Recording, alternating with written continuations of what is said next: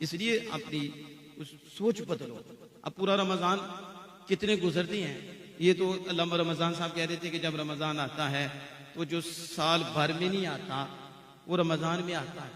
और हमने ये भी देखा, ये अल्लामा साहब मेरे दाएं तरफ बैठे, पूछे इनको, और आप सबको पता है ऐसा भी नहीं होता। सारे आते हैं, वो जो सारे आते हैं क्या सारे रहते हैं? पहले दिन सब बड़ी होती है, ऐसे ही है ना, फिर कम होनी शुरू होती है। 10 दिन में देखो क्या आदत होती है, फिर आखिरी दिन देखो क्या है, फिर जो ही चांद रात आती है ना, वही जो 10 दिन का एहतिकाफ बैठते हैं ना, वो बाजारों में होती है। बताओ 10 दिन खुदा के घर में बैठे तो फिर भी चेंज नहीं हुई। फिर ईद वाले दिन नमाज, बस वो सदा वो ईद की नमाज पढ़ ली, फजर की फिर गई, जोहर की कहाँ है, असर कहाँ है, छुट्टी हो गई है, पूरा महीना इबादत की है, सारा महीना की, चेंजिंग फिर भी नहीं आई। अब गौर करना है कि चेंजिंग क्यों नहीं आती। रमजान जैसा महीना आता है, इतनी रहमतें हैं, इतनी बरकतें हैं कि समझ से बालातर हैं, और फिर जुमातुल मुबारक को कितनी है, फिर लैलतुल कद्र को कितनी है। अल्लाह तो नवाज रहा है और लोग जन्नती हो रही हैं, जहन्नम से बच रही हैं, मग़फ़िरत के परवाने मिल रहे हैं, कदम कदम पे बख्शिश के जरिए हैं, कदम कदम के फजल हासिल करने के जरिए, रहमतों के जरिए।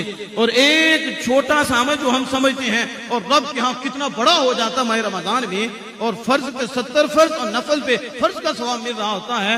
और जामे मस्जिद में तो अल्लाह कितना फजल फरमाता है, एक जमात से नमाज पढ़ी हुई 500, और फिर रमजान में 70 से जरब दे, जो हाथ से जरब आता है, एक नमाज कितना अता फरमाते। फिर चेंजिंग क्यों नहीं आती? सवाल समझ में आया कि नहीं? अब अपने आप से पूछो, पूरा रमजान हमने नमाजें पढ़ी, हमने तरावियां भी पढ़ी, हमने महाफिल भी अटेंड की, तो फिर 5 वक्त की नमाजी क्यों नहीं बनी? फिर झूठ से क्यों नहीं बचे? फिर ये निगाह, फिर मोबाइल को रमजान में नहीं छूट रहा। हमने तो मुतकिफ को देखा, वो भी मोबाइल रखते हैं पास, बल्कि बात तो कारोबारी मस्जिद में करते हैं, इत्काफ बैठ जाते हैं और ट्यूशन पढ़ाते हैं। किस किस की सलाह करेंगे? ये महफिल इसलिए तो नहीं है, ये इसीलिए कि इन्हें पैगाम दो, इन्हें हक बात बताओ, इन्हें बताओ तुम कितना नुकसान कर रहे हो।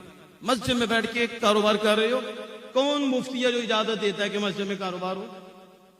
वो पूरे महीने के जो ऑनलाइन ट्यूशन पढ़ाते हैं, तो अब वो मस्जिद में बैठ जाते हैं, इत्काफ बैठे हुए हैं, तो साथ कारोबार भी चल रहा है। तुम इससे बेहतर था तुम इत्काफ बैठते ही, अल्लाह के घर में कारोबार कर रहे हो, कारोबार के लिए अल्लाह के घर में आए। अल्लाह के घर में तो मुबाह दुनिया की बात की भी इजाजत है, मुबाह जो जायज है, नाजायज तो बड़ी दूर की बात है, लेकिन वो भी चाहता है। तो सवाल यह है कि फिर चेंजिंग क्यों नहीं आती, तब्दीली क्यों नहीं आती? फिर इसमें गौर करना है। अब मैं एक आपको नुस्खा दे दूं, बोले ना, जरा नाराज तो नहीं हो रहे? एक नुस्खा दे दूं, अगर आप उस पर अमल कर देना, आपको हकीकी रमजान की दौलतें मिल जाएंगी, और हकीकत में पता चलेगा कि वाकई ही आपने रोजा रखा है और रमजान इस तरह गुजारा है, तुम्हें रूह रमजान मिल गई या रूह रोजा मिल गया। वो क्या है? अल्लाह फरमाता है, रोजे ईमान आलो तुहाडे फर्ज कीते ने, ते ऐस मने कीते ने कि तुसी परहेजगार हो जाओ। क्या हो जाओ? जरा सुनो, क्या बनो? तो परहेजगार समझते किसको कहते हैं? किसे कहते हैं परहेजगार? जरा परहेजगार ये नहीं कि डॉक्टर कहे शुगर के मरीज को चीनी नहीं खानी है, दवाई खानी है, तो दवाई भी खाता रहे और चीनी भी खाता रहे। परहेज है, दवाई भी खाता है और साथ, तो क्या उसे फायदा देगा? काम तो वही है, नमाज पढ़े और झूठ ना छोड़े, नमाज पढ़े और लोगों का हक मारना ना छोड़े, नमाज पढ़े। बताओ वो कहां जा रहा है? परहेज तो कोई नहीं। तो अल्लाह मतलब रोजे इसलिए तुम पे फर्ज किए हैं कि तुम परहेजगार बन जाओ, तुम डर जाओ, जिससे मना किया है उससे बच जाओ। किससे बचोगे? फरमाया रोजा रखो। नहीं समझिया, शायद नहीं समझिया।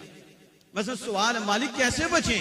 हमसे बचा नहीं जाता, औरतों को देखने से हम नहीं बचते, हराम माल से हम नहीं बचते, बाप की बेअदबी करना हमारे लिए कोई मसला नहीं है, माँ की बेअदब करना, उलमा की करना कोई मसला नहीं है, किसी को छेड़ना, तंग करना हमारे लिए मसले कोई नहीं, किसी का दिल दुखाना मसले कोई नहीं, किसी का दिल जख्मी करना मसले कोई नहीं।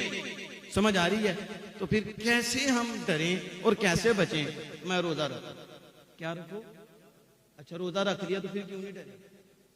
जरा सुनना, जब रोजा रखा तो रोजा रख के भी गाने सुन रही है, रोजा रख के भी मोबाइल चल रहा है, कंजरियां देखी जा रही है, रोजा रख कर, रोजा रख के झूठ बोला जा रहा है, रोजा रख के फ्रॉड किया जा रहा है, माल में 2 नंबरी की जा रही है, रोजा रख के की जा रही है, रोजा रख के नमाज छोड़ी जा रही है। वो तकवा तो नहीं मिल रहा।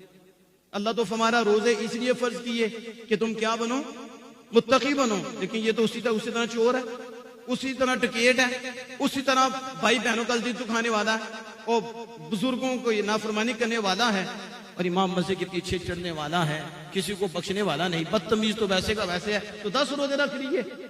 तो फिर कैसे, अल्लाह का फरमान हक है, लेकिन फिर तकवा क्यों नहीं मिल रहा, सवाल ये है।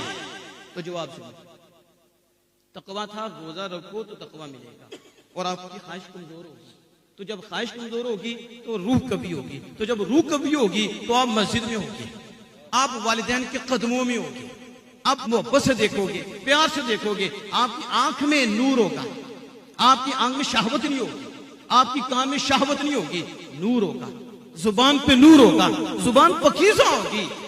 लेकिन नहीं हो रहे, क्यों नहीं हो रहे?